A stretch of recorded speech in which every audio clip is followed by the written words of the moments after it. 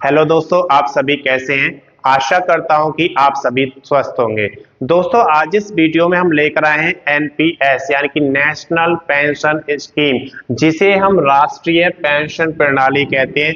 इसकी शुरुआत कब हुई थी, कौन कौन इसके लिए पात्र है, कितनी आपकी आयु होनी चाहिए, क्या इसमें कर में छूट दी जाती है या नहीं दी जाती, कौन कौन से संस्थान इसमें ओपन आपका खाता करवा सकते हैं, तो ये सारी चीजें आज इस वीडियो में बताएंगे। अगर आपने पिछला वीडियो नहीं देखा है तो उसका लिंक मैं इसके डिस्क्रिप्शन में शेयर कर दूंगा, आप वहां से देख सकते हैं। अगर अभी तक आपने चैनल को सब्सक्राइब नहीं किया, सब्सक्राइब करें, वीडियो को लाइक करें और ज्यादा से ज्यादा शेयर करें, ताकि ये वीडियो उन सभी दोस्तों के पास पहुंचे जो नेशनल पेंशन स्कीम के तहत अपना खाता खुलवाना चाहते हैं। तो आइए सबसे पहले यहाँ पर हम बात करते हैं इसकी कि इसमें कौन कौन कर्मचारी भाग कर ले सकता है। तो आप अगर सरकारी है, अगर सरकारी क्षेत्र में आप काम करते हैं या फिर किसी निजी क्षेत्र में काम करते हैं या फिर आप किसी असंगठित क्षेत्र में काम करते हैं, तो आप इसके कर्मचारी हैं तो इसमें शामिल हो सकते हैं, यानी कि एनपीएस के पात्र आप बन सकते हैं। उसके बाद आप देख सकते हैं कि ये जो है भारत सरकार द्वारा चलाई गई एक स्वैच्छिक योजना है। स्वैच्छिक का मतलब होता है कि ये आपकी इच्छा के अनुसार आपसे पूछा जाता है और अगर आप इसके लिए इच्छुक हैं तो आप इसमें अपना खाता खुलवा सकते हैं। एनपीएस की शुरुआत की अगर बात करें तो ये शुरुआत हुई थी 1 जनवरी 2004 को। इसकी पात्रता की अगर बात करें तो सबसे बड़ी पात्रता इसमें आती है कि भारत का नागरिक होना चाहिए, यानी कि जो नेशनल पेंशन स्कीम में पार्टिसिपेट करना चाहता है वो भारत का नागरिक होना चाहिए। आयु की अगर बात करें तो 18 से 65 वर्ष तक होनी चाहिए, यानी कि कम से कम 18 वर्ष और ज्यादा से ज्यादा 65 वर्ष होनी चाहिए। अगर आप इसमें अपना योगदान देना चाहते हैं, निवेश की अगर बात करें तो 75 वर्ष की आयु तक आप इसमें अपना निवेश कर सकते हैं। इसके बाद आप देख सकते हैं कि एनपीएस का जो खाता होता है वो संयुक्त नहीं होता। इसका मतलब क्या होता है कि अगर आप अपने फैमिली मेंबर्स का अपने साथ ज्वाइंट कराना चाहते हैं, जैसे आप अपने बेटा या फिर अपने बेटी या फिर अपने किसी वाइफ या किसी और मेंबर को जोड़ना चाहते हैं, तो उस खाते में आप नहीं जोड़ सकते, तो ये संयुक्त खाता नहीं होता है। 60 वर्ष की आयु होने के बाद अगर आप पेंशन लेना चाहते हैं तो आप उसके लिए अप्लाई कर सकते हैं और जब आप आवेदन करेंगे तो 60 वर्ष की आयु होने के बाद आपको पेंशन मिलना शुरू हो जाएगी। निकासी की अगर बात करते हैं तो जब आप रिटायर होते हैं तो उस समय 20% राशि, जितना राशि आपका जमा होता है उसका 20% आपको एक साथ मिल जाता है और जो बाकी की राशि है उसे मासिक पेंशन में बदल दिया जाता है। कर लाभ की बात करें कि इनकम टैक्स इस पर होगा कि नहीं, तो इसमें छूट दी जाती है धारा 80C और 80CCD के तहत कर में छूट आपको दी जाती है। इसके बाद हम बात करते हैं कि जो एनपीएस है ये एक पोर्टेबल योजना है, यानी कि आप एक संस्थान से जब दूसरे संस्थान में चले जाते हैं तब भी आप इसको रेगुलर कर सकते हैं, यानी कि इस खाते को आप पोर्ट करा सकते हैं। खाते की बात करें तो आप अपना खाता किसी बैंक में या फिर किसी वित्तीय संस्थान में खुलवा सकते हैं। इसके लिए दोनों मोड अप्लाई हैं, आप ऑनलाइन चाहें तो ऑनलाइन कर सकते हैं, आप ऑफलाइन अप्लाई करना चाहते हैं तो ऑफलाइन भी कर सकते हैं।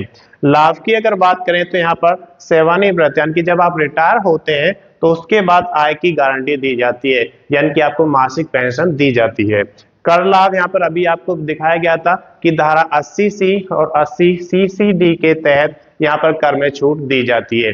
उसके बाद आप देख सकते हैं कि पोर्टेबिलिटी, ये जो खाता होता है पोर्टेबल होता है। जब एक संस्थान को छोड़कर आप दूसरे संस्थान में काम करने जाते हैं तो उस केस में ये पोर्ट हो जाएगा। उसके बाद आप देखें कि निवेश के लिए विभिन्न विकल्प यहाँ पर होते हैं। कैसे, जैसे सरकारी क्षेत्र की अगर हम बात करें तो केंद्र सरकार और राज्य सरकार के जो खाते खुलवाएंगे तो वो आपका यहाँ पर एनपीएस के तहत आता है। अगर आप निजी सेक्टर की बात करते हैं तो कॉरपोरेट सेक्टर्स या फिर भारत का कोई भी नागरिक इसके लिए एलिजिबल है, वो इसका खाता खुलवा सकता है। इसके बाद हम बात करते हैं कि जब यहाँ पर मृत्यु का केस बनता है कि अगर किसी की मृत्यु हो जाती है व्यक्ति की, तो उस दौर में क्या होगा, जो उसकी संचित पेंशन राशि है वो उसके नामित व्यक्ति यानी कि जो भी उसने नॉमिनी बनाया उसको दे दी जाएगी, या नॉमिनी नहीं बनाया गया है तो उसका जो भी कानूनी तौर पर उत्तराधिकारी होगा उसको उसकी संचित राशि दे दी जाएगी। तो ये यहाँ पर देख सकते हैं। इसके बाद आप देख सकते हैं कि एनपीएस कितने प्रकार का होता है, 2 प्रकार का होता है, जिसको हम अगले वीडियो में लेकर आएंगे, यानी कि यूनिफाइड पेंशन स्कीम क्या है, इसे हम एकीकृत पेंशन योजना भी कहते हैं, जो सरकार द्वारा चलाया गया सबसे नया प्रोजेक्ट है। इससे पहले एनपीएस हम यूज करते थे, उससे पहले ओपीएस यूज किया जाता था जिसे हम ओल्ड पेंशन स्कीम कहते हैं, एनपीएस जिसे हम नेशनल पेंशन स्कीम कहते हैं। तो इन दोनों से इसमें क्या अलग है वो सारा कुछ इस वीडियो में हम देखेंगे। अगर अभी तक आपने चैनल को सब्सक्राइब नहीं किया, सब्सक्राइब करें, वीडियो को लाइक करें और ज़्यादा से ज़्यादा शेयर करें ताकि ये वीडियो उन सभी दोस्तों के पास पहुंचे जो यूपीएस का प्रयोग करना चाहते हैं। तो आइए सबसे पहले हम बात करते हैं कि ये योजना कब से शुरू होगी। तो ये योजना 1 अप्रैल 2025 से शुरू हो चुकी है। अब इस योजना के शुरू होने के बाद जो सरकारी कर्मचारी हैं उन्हें 30 जून 2025 तक का समय दिया गया है कि अगर वो नेशनल पेंशन स्कीम से यूनिफाइड पेंशन स्कीम में आना चाहते हैं तो वहां पर वो यूपीएस का विकल्प चूज करेंगे और वहां से वो उसको चेंज कर सकते हैं। इसके बाद हम बात करते हैं कि नए कर्मचारी जो आएंगे यानी कि जो सरकारी कर्मचारी बनेंगे 1 अप्रैल 2025 के बाद, उनके लिए क्या होगा, वो 30 दिनों के अंदर ये निर्णय लेंगे कि उन्हें नेशनल पेंशन स्कीम में भागीदारी निभानी है या फिर यूनिफाइड पेंशन स्कीम को चूज करना है। तो 30 दिनों के अंदर ये उनको तय करना होगा। केंद्र सरकार के जो कर्मचारी हैं वो एनपीएस से यूपीएस में ट्रांसफर कर सकते हैं। एक सिंगल क्लिक के द्वारा आप वहां पर करेंगे और क्लिक करने का आपको एक ही मौका मिलेगा, यानी कि अगर आपने एनपीएस चूज किया है तो फिर आपको यूपीएस चूज करने का मौका नहीं मिलेगा, और अगर आप यूपीएस चूज करते हैं तो आपको एनपीएस चूज करने का मौका नहीं दिया जाएगा। इसके बाद आप देख सकते हैं यहाँ पे लिखा हुआ कि आप केवल एक बार एनपीएस या फिर यूपीएस का विकल्प चूज कर सकते हैं, चुन सकते हैं।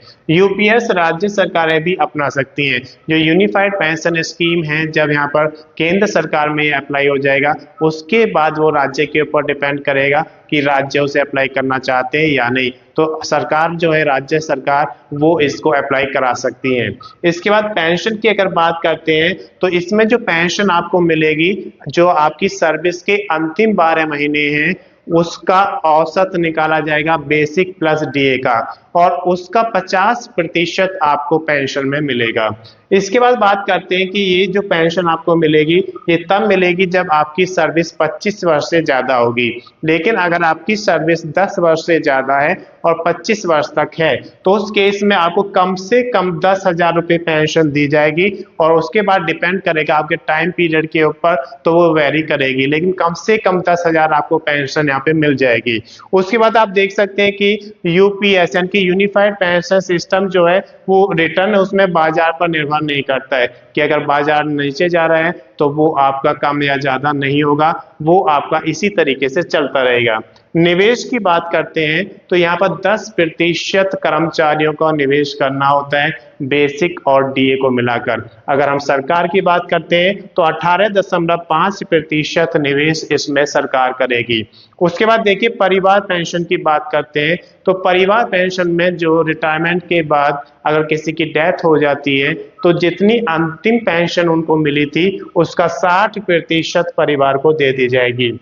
ये महंगाई के हिसाब से बढ़ती रहेगी, जैसे जैसे महंगाई बढ़ेगी तो जो परिवार पेंशन है वो भी बढ़ती चली जाएगी। इसके बाद हम बात करते हैं कि रिटायरमेंट के समय एक मुश्त आपको जो मिलेगा वो कितना मिलेगा। जो आपका बेसिक और डीए है उसका 1/10 भाग रिटायरमेंट के समय एक मुश्त आपको दे दिया जाएगा। आपने कितने वर्षों तक सर्विस किया है उसके हिसाब से वो कैलकुलेट किया जाएगा। पदोन्नति वाले को यहाँ पर नुकसान होगा। अब पदोन्नति वालों को नुकसान क्यों होगा यूपीएस में, मान के चलिए आपका रिटायरमेंट से 5 महीने पहले या अंतिम वर्ष में प्रमोशन होता है, तो उस समय जब आपका प्रमोशन होगा तो आपकी पहले पेंशन के हिसाब से जो लास्ट मंथ की सैलरी होती थी उसके हिसाब से आपको 50% दे दिया जाता था। लेकिन यहाँ पर क्या होगा, एवरेज निकाला जाएगा। तो एवरेज में जब पदोन्नति होगी आपकी सैलरी बढ़ जाएगी, लेकिन जो पहले सैलरी थी वो कम थी, तो जब एवरेज निकलेगा तो यहाँ पर थोड़ा लॉस आपको हो जाएगा। बात करते हैं कि यहाँ पर यूपीएस में कर लाभ भी मिलेगा, यानी कि यूनिफाइड पेंशन स्कीम जो है इसमें कर लाभ भी मिलेगा, क्योंकि इसमें भी कर्मचारियों का 10% जमा होता है। तो कर्मचारियों की वजह से इसमें जो कर है वो आपको छूट मिल जाएगी। बेसिक और डीए अगर किसी का 50,000 रुपये है तो उसे एक मुश्त कितना रकम मिलेगा, ये हम यहाँ पर अगली वीडियो में लेकर आएंगे, जिसमें 25 वर्ष की सेवा होने पर कितना मिलेगा। तो सारा कुछ कैलकुलेशन नेक्स्ट वीडियो में हम आपको बताएंगे। अगर अभी तक आपने चैनल को सब्सक्राइब नहीं किया, सब्सक्राइब करें, वीडियो को लाइक करें और ज़्यादा से ज़्यादा शेयर करें, ताकि ये वीडियो उन सभी दोस्तों के पास पहुंचे जो यूनिफाइड पेंशन स्कीम का यहाँ पर ऑप्शन चूज करने जा रहे हैं। धन्यवाद।